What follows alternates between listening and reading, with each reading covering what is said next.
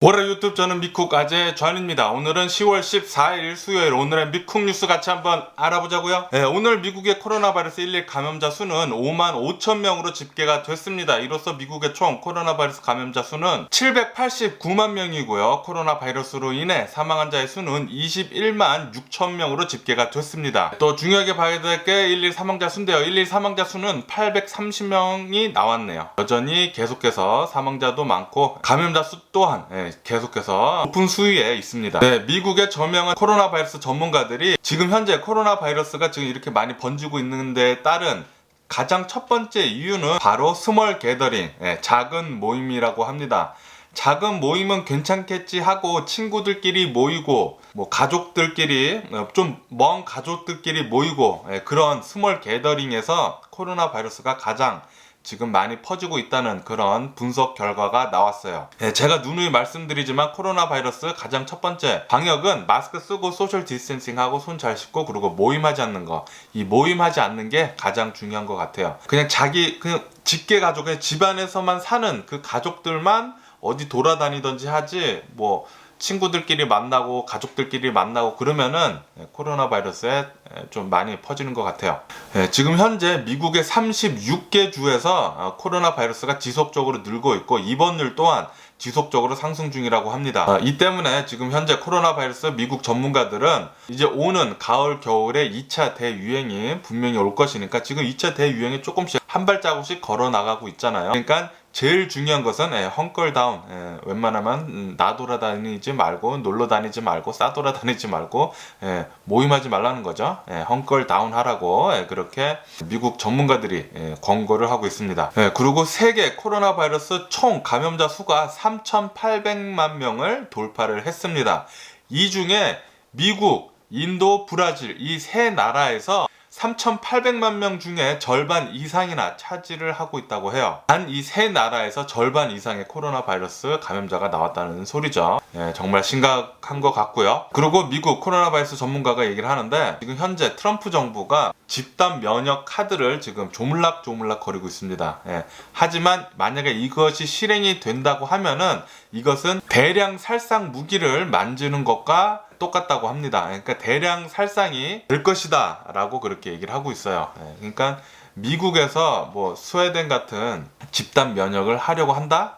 엄청나게 많은 사람의 수가 사망을 할 것이라고 지금 전망을 하고 있습니다. 트럼프 대통령 제발 그 카드는 내려주기를 간곡히 바라고요. 그리고 현재 미국 대학가들 중에서 학생들이 일부러 코로나 바이러스에 노출돼가지고 자신의 혈장을 파는 그런 일이 보고가 되고 있다고 합니다. 자신의 혈장을 팔게 되면은 100불에서 200불 사이에 살해금을 받는다고 해요.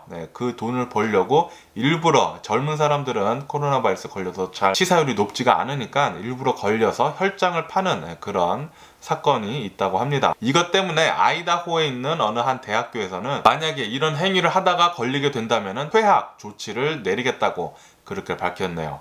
덴버 퍼블릭 스쿨, 미들 스쿨하고 하이스쿨은 인퍼슨 클래스, 대면 수업을 좀 미루겠다고 얘기를 했습니다. 아무래도 이제 가을 겨울이 되면서 코로나 바이러스 감염자 수가 이제 점점 상승을 하고 있기 때문에 대면 수업은 좀 위험한 게 아닌가 그렇게 생각을 하는 것 같아요. 그리고 코로나 바이러스에 걸린 다음에 치료가 된 뒤에 여러 가지 부작용이 있잖아요. 그 부작용 중에 청각을 서서히 잃어가는 그런 부작용 사례도 발견이 됐다고 하네요. 코로나 바이러스에 걸렸다가 다 치료가 된다 하더라도 폐호흡 질환, 뇌졸중 질환, 여러 가지 질환들이 같이 부작용이 따라온다고 하니까 웬만하면은 코로나 바이러스 걸리지 않는 게 가장 중요할 것 같아요. 그리고 코로나 바이러스 걸렸다가 낫는다고 해도 이 안티바디가 오래 가지 않는다고 해요.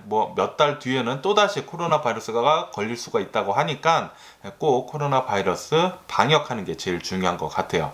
그리고 미국에서는 코로나 바이러스에 걸렸다가 치료가 된 뒤 또다시 코로나 바이러스에 걸린 한 여성이 사망하는 첫 번째 사례가 보고가 되었다고 합니다. 코로나 바이러스 한번 걸렸다가 낫는다고 해서 절대로 코로나 바이러스 방역에 소홀히 하면은 다시 걸려가지고 사망할 수도 있으니까 코로나 바이러스 방역 꼭 잘 해주시기를 권고를 드립니다. 꼭 마스크 쓰시고 소셜 디스텐싱 하시고 손 잘 씻으시고 모임하지 않는 게 가장 중요한 것 같아요. 특히 대모임은 정말 위험하고 소규모 모임도 사람들이 소규모 모임은 괜찮겠지 하고 소규모 모임 하다가 지금 현재 미국 코로나 바이러스 가장 많이 번지는 이유 중에 하나가 소규모 모임이라고 하니까 소규모 모임도 조심하시는 것을 부탁드리고요. 네, 어저께는 존슨앤존슨에서 만들고 있는 백신 3차 임상 실험에서 알 수 없는 부작용이 일어나가지고 지금 백신 개발 중단을 지금 선언을 했잖아요. 지금 그것을 계속 뭐가 문제인지 알아보고 있는데, 그런데 미국 제약회사 일라이 릴리라는 곳에서도 백신 임상 실험을 하다가 중단을 했다고 합니다. 안전 우려 때문이라고 하는데요. FDA에서는 심각한 품질 문제가 발견이 됐다고 하네요. 네, 지금 뭐 존슨앤존슨에서도 중단, 일라이 릴리에서도 중단, 백신에 대한 임상 실험들이 속속히 중단을 하고 있는 거 보니까 정말 코로나 바이러스를 빨리 잡을 수 있을지 없을지에 대한 의문도 지금 들고 있는 상태고요.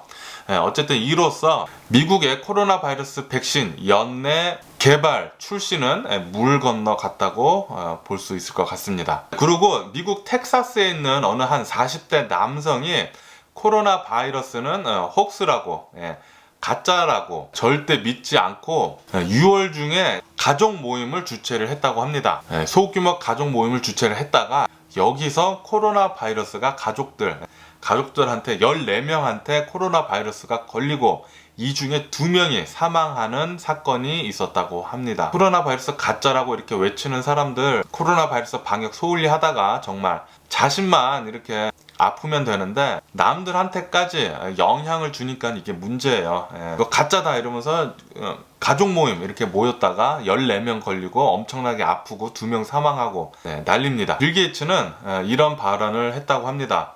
지금 현재 미국에서 최고 권위 과학자들을 입당속 지금 시키고 있는 것이 정말 이해가 안 되고 blows my mind 이렇게 얘기를 했습니다. 정말 황당하고 답답해 한다는 뜻이죠. 코로나 바이러스를 치료하는 과정에서 과학을 기반으로 하지 않고 트럼프 대통령 영향이 많이 있는 것 같죠.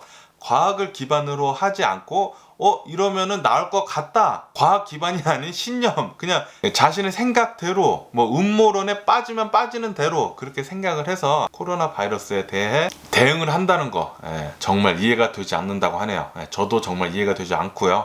그리고 현재 트럼프 대통령은 파우치 국장과 지금 굉장히 사이가 안 좋지 않습니까? 어저께 파우치 국장은 자신의 허락을 받지 않고 트럼프 대통령 대선 선거 광고에 사용된 자신의 발언을 내려달라고 얘기를 했고, 트럼프 대통령은 그것에 대해서 조롱하듯이 트윗을 날렸죠. 야구 시구하는 것 중에 가장 불확실하다고 그렇게 또 조롱 섞인 얘기를 또 하면서 서로 굉장히 사이가 좋지 않은데요. 트럼프 대통령은 파우치 국장을 직접 해고를 하고 싶지는 않는다고 그렇게 뉴스에 나오고 있습니다. 트럼프 대통령은 파우치 국장이 알아서 나가기를 원하고 있다고 해요. 그것도 당연한 게, 만약에 트럼프 대통령이 지금 이 상태에서 파우치 국장을 해고를 하게 된다면은 그 비난의 화살은 전부 다 트럼프 대통령한테 가겠죠. 그리고 지금 대선을 앞둔 상태에서 지지율이 많이 떨어지겠죠. 어쨌든 트럼프 대통령하고 파우치 국장의 골은 계속해서 심각해지는 것 같아요. 러시아는 2번째 코로나 바이러스 백신을 승인을 했다고 합니다. 아직 임상 실험은 정확하게 끝나지 않은 상태에서 또다시 2번째 백신을 승인을 했다고 하네요. 유럽은 지속적으로 코로나 바이러스 2차 대유행이 진행되고 있는데요. 이 중에 가장 위험한 곳이 스페인하고 프랑스라고 합니다. 그리고 스페인에 있는 카탈로니아 지역에서는 레스토랑하고 바를 또다시 폐쇄를 한다고 밝혔습니다. 2주간 폐쇄를 한다고 하네요. 왜냐면은 코로나 바이러스 1, 2 감염자 수가 지속적으로 폭등을 하고 있기 때문에 문을 닫지 않으면은 안 되겠다는 소리죠. 그러니까 락다운을 다시 조금씩 시작을 하는 것 같아요, 스페인에서는. 그러면서 유럽에 있는 여러 국가들이 이 락다운 카드를 지금 만지작거리고 있다고 합니다. 웬만하면은 락다운을 하지 않는 쪽으로 가려고 하고 있지만, 만약에 이 코로나 바이러스가 지속적으로 급상승을 하게 된다면은 어쩔 수 없이 락다운을 시행을 하긴 하겠죠. 유럽은 어떻게 될지 계속 좀 더 지켜봐야 할 것 같아요. 포르투갈도 코로나 바이러스 때문에 난리라고 합니다. 포르투갈 프라임 미니스터가 코로나 바이러스로 인해 국가적 재난 사태를 선포를 한다고 했네요. 포르투갈도 뭐 코로나 바이러스가 급격히 상승을 하는 것 같아요. 왜냐면 스페인 바로 옆에 포르투갈이 붙어 있잖아요. 스페인이 그렇게 난리인데 옆에 국가들도 영향이 많이 받겠죠. 그리고 미국 선거 역사상 가장 많은 사전 투표율을 지금 보여주고 있다고 합니다. 사전 투표, 우편 투표 합해가지고 지금까지 1200만 명 정도의 투표가 완료가 되었다고 하네요. 이는 저번 대선의 거의 10배에 달하는 거라고 하고요. 여러분들도 투표 용지 받으셨다면은 빨리 우편 투표라도 빨리 먼저 하시는 것을 권장을 드립니다. 왜냐하면은 코로나 바이러스 때문에 직접 가서 하는 투표보다는 우편 투표가 더 낫겠죠. 그리고도 10월 3일날 줄만 잘 서고 소셜 디스텐싱 잘하고 마스크 쓰고 가서 하면은 충분히 직접 투표도 잘 하실 수 있을 것으로 봅니다. 언론사 가디언에서는 트럼프 대통령이 바이든 대통령한테 17%포인트로 지금 현재 지고 있다고 그렇게 오피니언 리서치에서 나왔다고 하네요. 17%포인트나 지고 있다고 하니까 엄청난 거죠. 바이든 대통령 후보가 57%의 지지율을 얻고 있고요. 트럼프 대통령 후보는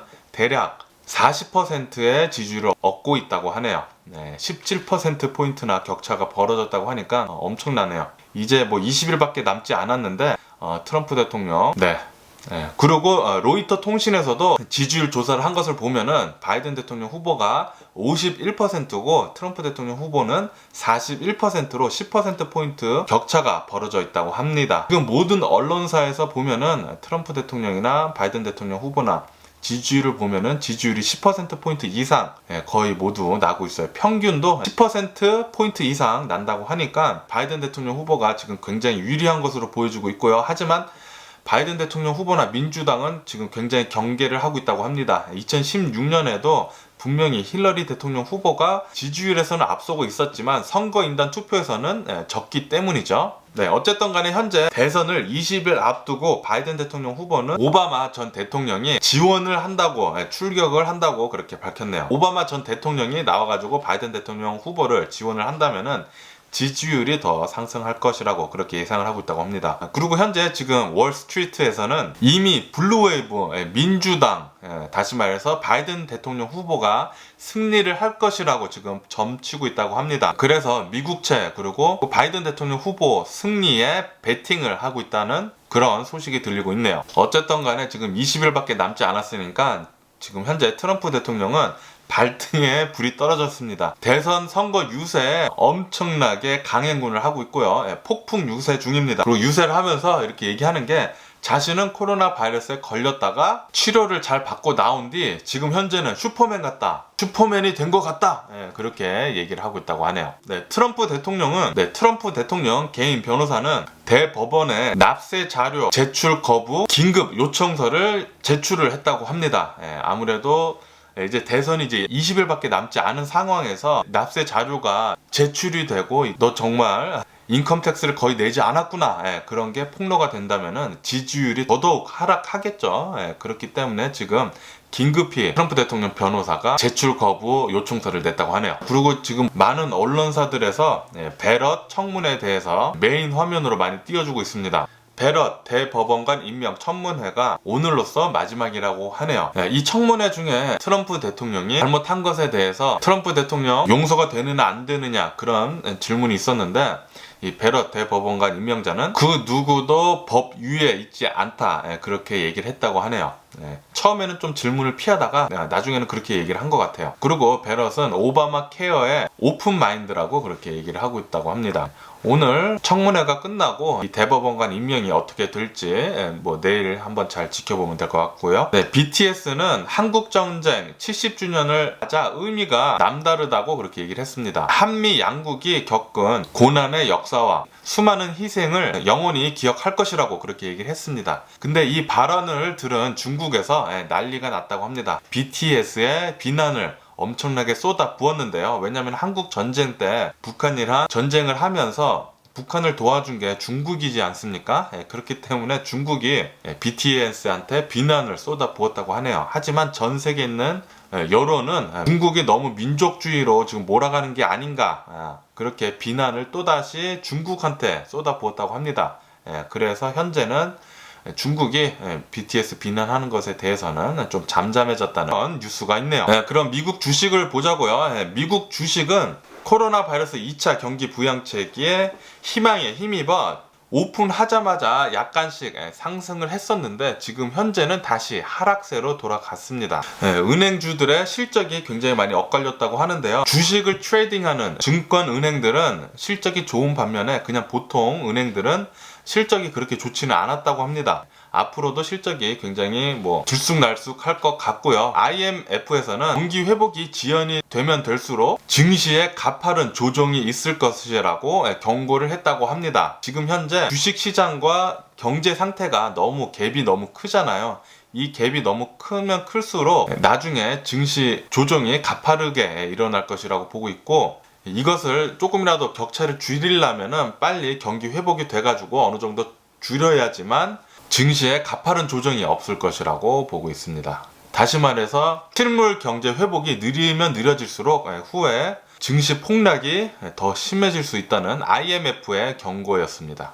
어저께 애플은 아이폰 12 발표회를 했었죠. 아이폰 12 보니까 굉장히 템팅하더라고요. 아이폰 라인업이 또다시 엄청나게 강력해졌습니다. 아이폰 12는 아이폰 12 미니, 아이폰 12, 아이폰 12 프로, 아이폰 12 프로 맥스 이렇게 4가지를 출시를 했고요. 시작 가격은 699불부터 시작을 합니다. 근데 이 4가지 폰 모두 똑같은 프로세서 CPU를 장착을 했습니다. A14이라는 굉장히 빠른 새로 만들어진 CPU를 모두 싼 거부터 제일 비싼 것까지 똑같이 장착을 했습니다. 여기서 틀려진 것은 화면 사이즈랑 이제 프로 같은 경우에는 카메라가 더 좋은 게 더 많이 들어간 거, 그거 차이고요. 아무래도 아이폰 12나 아이폰 12 미니가 엄청나게 많이 팔릴 것으로 예상을 하고 있다고 합니다. 아이폰 12 이외에도 홈팟 미니라는 것도 발표를 했네요. 원래 홈팟이 팔고 있었는데 그 가격이 299불로 굉장히 비쌌었는데 홈팟 미니를 출시를 하게 되면서 99불로 시작을 한다고 하네요. 이 홈팟 미니는 스피커에 굉장히 공을 들여가지고 음질이 엄청나게 좋다고 합니다. 어쨌든 지금 현재 미국 주식은 애플 등 기술주 중심으로 지금 기대를 많이 하고 있다고 하네요. 오늘 제가 본 미국 뉴스는 여기까지고요. 오늘도 제 영상 끝까지 시청해 주셔서 정말 감사드리고요. 항상 건강하시고 행복하세요. 그럼 안녕히 계세요. 그리고 내일 봐.